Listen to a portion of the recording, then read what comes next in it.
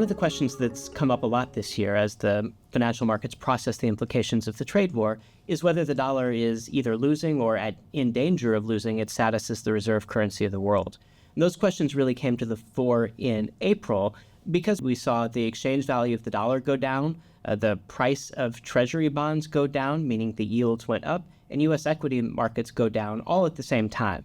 And that sort of simultaneous sell-off is pretty unusual. And it certainly looks, at least circumstantially, as though it might be attributable to reserve managers around the world reducing their dollar holdings and reducing their holdings of dollar-based assets.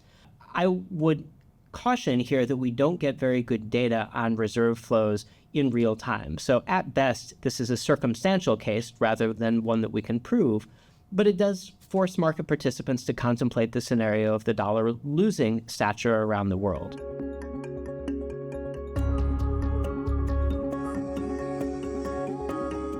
A big part of the reason the dollar has been the world's reserve currency is because U.S. economic policy has been predictable, has been process-oriented, and has been rules-based. And right now, all three of those are sort of up in the air. And so it is clear, I think, that reserve managers around the world have an incentive to try to diversify away from the dollar. For what it's worth, I think that the U.S. administration might welcome that.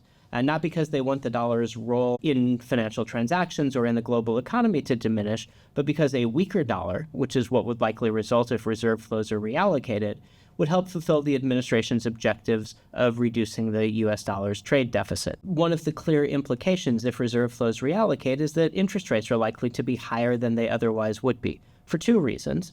One is that a weaker dollar would likely push inflation somewhat higher, but more significantly, large portions of dollar assets held by reserve managers are held in treasuries. And if they were to reduce their holdings of treasuries, that would also push interest rates higher.